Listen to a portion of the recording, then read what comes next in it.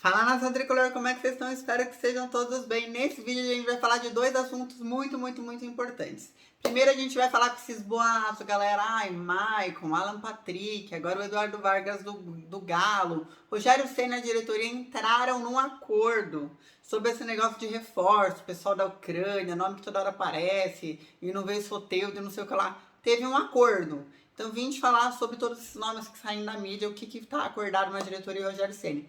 O outro é a venda de naming rights. Como eu contei no último vídeo, avançou. Tem duas empresas que estão aí concorrendo por esse naming rights. A Beats é a que está mais próxima. Porém, a gente tem que ressaltar algumas coisinhas. Se o São Paulo vendeu naming rights, precisa passar por reforma no Morumbi? Como é essa negociação? É uma negociação de patrocínio onde o São Paulo vai vender a imagem do Morumbi e aí a marca vai colocar lá o letreiro dela, vai colocar o slogan dela no chão e nas arquibancadas e o São Paulo vai arrecadar um dinheiro com isso e para onde vai esse dinheiro? Porque nós temos uma dívida aí de 700 milhões de reais.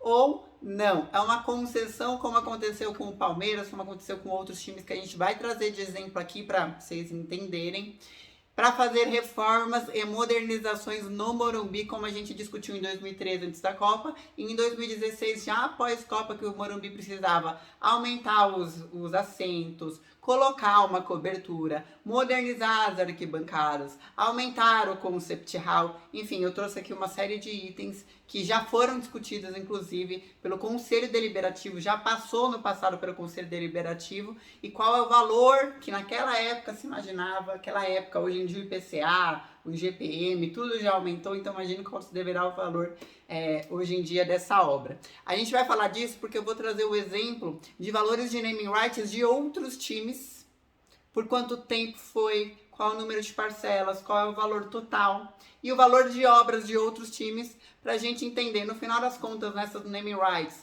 tá valendo a pena? A gente vai ter um novo Morumbi, mas não vai ver a cor desse dinheiro, ou a gente não vai ter um novo Morumbi, porque até o Eduardo Toni, que é o diretor de marketing, falou, olha, tem tradicionalismo, é conceituado, na minha opinião, Laila, sem clubismo, mas assim, é o melhor estádio, não arena, é o melhor estádio que existe é o Morumbi. Eu sou apaixonada pelo Morumbi. Para quem não conhece, é maravilhoso o Morumbi.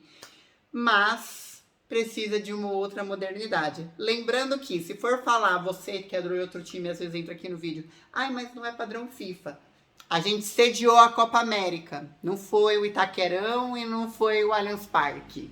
Fomos nós. Então ficam quietinhos. Gente, meu nome é Laila Reis, estou à frente da equipe do SPFC.net há 10 anos. Bora falar de notícias. Só 2 recadinhos primeiro. Quer assistir todos os jogos do São Paulo por R$ 29,90 por mês. Tem mais de 3 mil canais livres, séries, documentários, shows. Por assistir seu celular, notebook, Smart TV na sua TV Box, Network BG, o link vai estar aqui embaixo. Faça o teste de 2 horas gratuitamente. Gente, se você faz home office que nem eu, ficar numa cadeira que nem essa, que dói as costas, você vai ficando meio baixinho, meio curvado, produto oficial e exclusivo do São Paulo. É uma cadeira gamer com encosto e tal. A minha tá chegando, eu já falei com eles. Toda tricolor, toda linda. Tem 2 modelos e um dos modelos é em comemoração aos 30 anos do Mundial. O link vai estar aqui embaixo, você vai lá ver as fotos ou vai nos stories para ver nossas fotos. Agora, bora falar de notícia.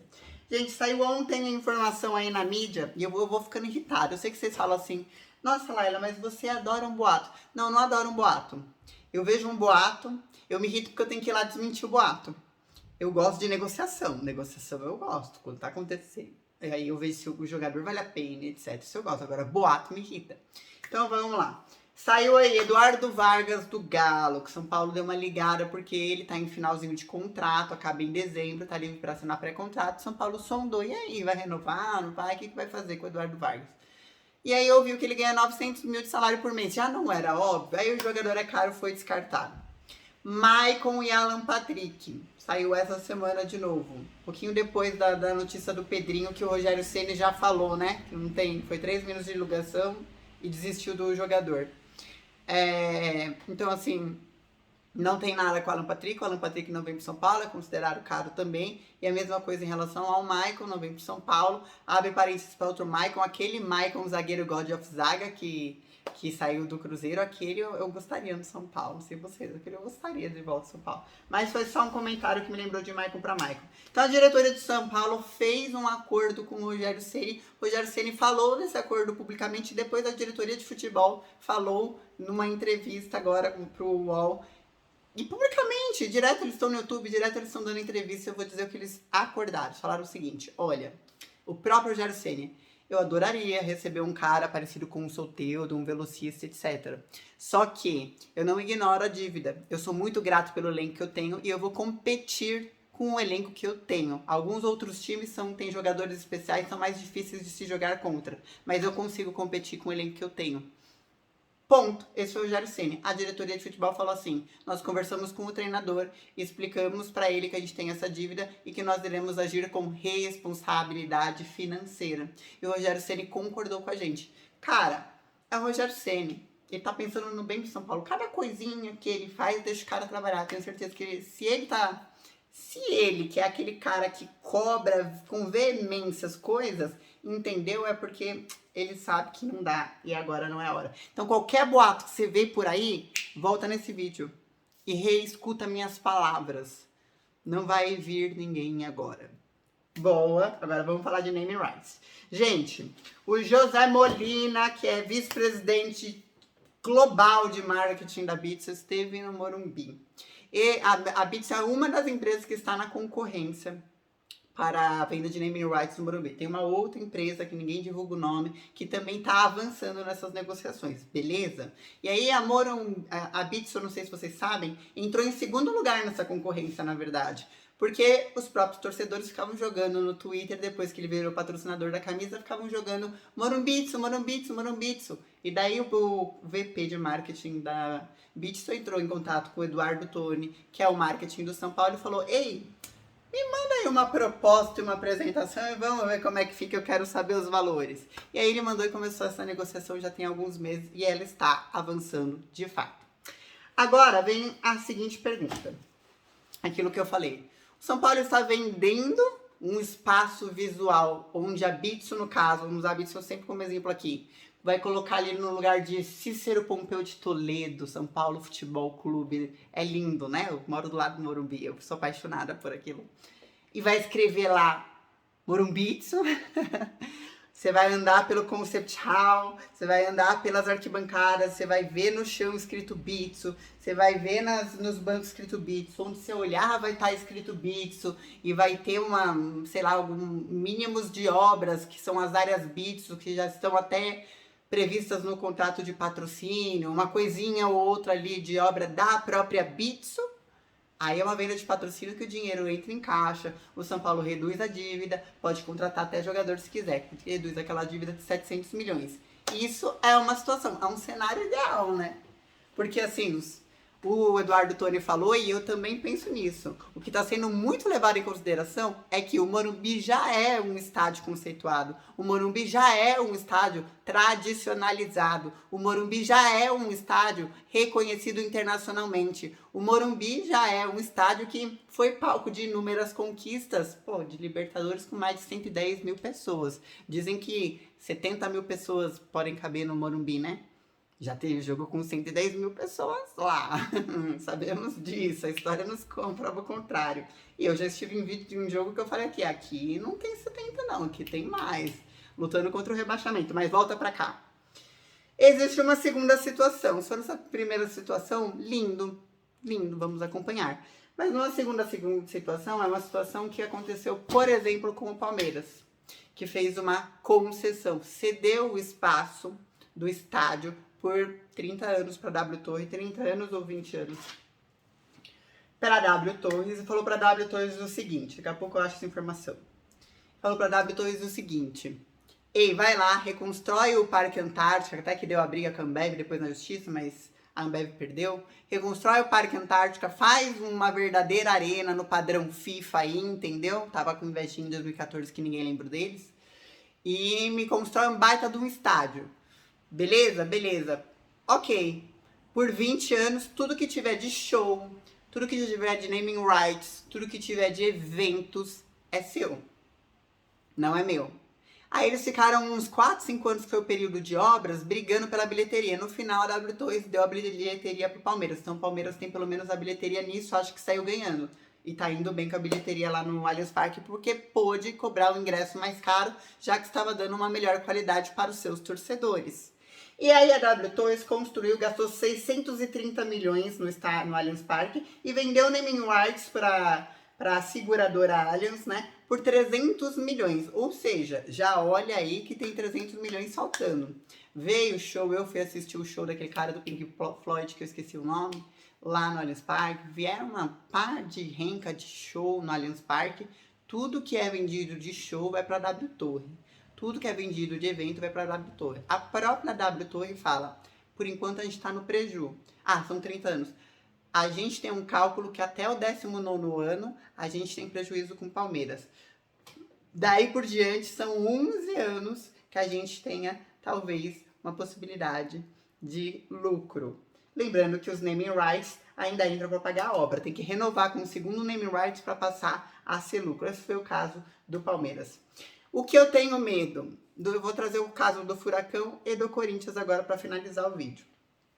Casos de cases que não deram certo. Corinthians. Corinthians ganhou terreno, todo mundo sabe, em 2014, ainda bem que a gente se livrou de uma bucha, que ia ser a gente, no meio de escândalo de Lava Jato, caramba, 4.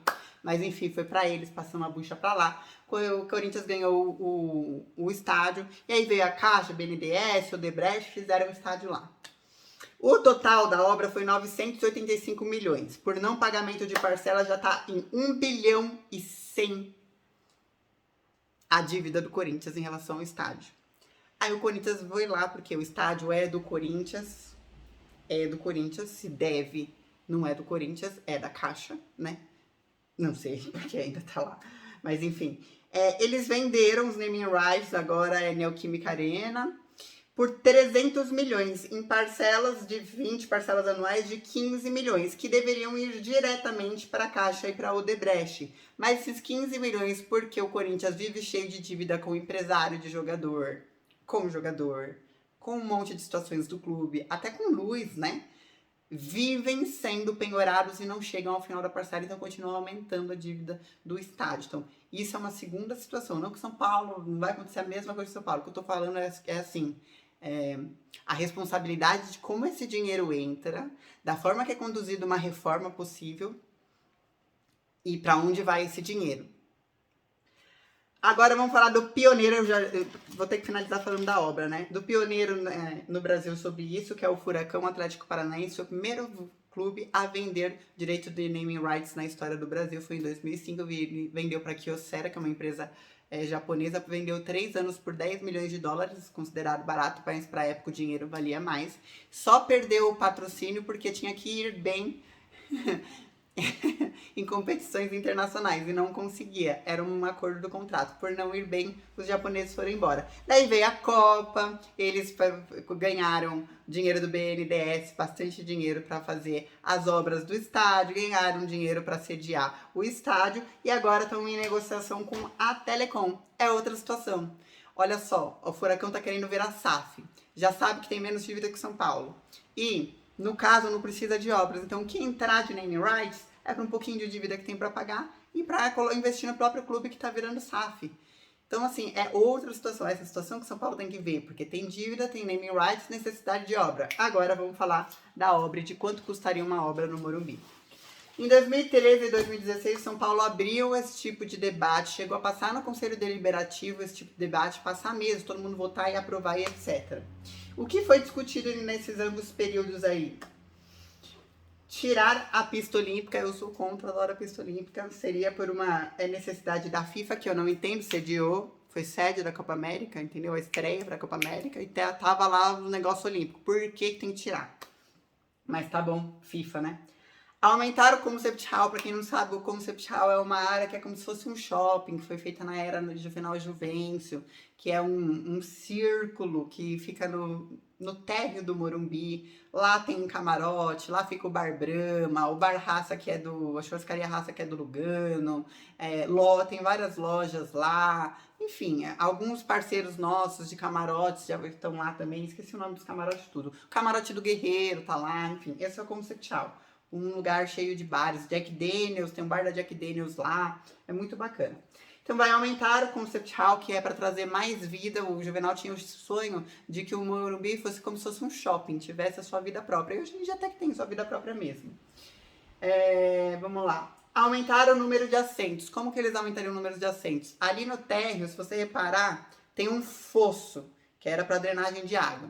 Então eles passariam por cima desse fosso, aí a drenagem seria feita de outro jeito, não me pergunte qual, e teriam mais assentos, porque aí as arquibancadas ficariam mais próximas do campo. E eu e o Morumbi poderia ter 80 mil pessoas. Mais de 80 mil, vamos combinar, né? Diminuição do gramado para um tamanho FIFA, modernização da arquibancada, e aí vem o que há. Cobertura para melhoria climática, acústica e visual. E a cobertura normalmente é o que mais encarece. Essas coisas que eu acabei de falar, naquela época, 2013 e 2016, ficou entre 408 e 650 milhões de reais. Hoje, fica ali perto de 1 bilhão, viu? Que as coisas estão bem mais caras. Então, essa é uma das questões que a gente tem que ver sobre a venda de naming rights. Reflita.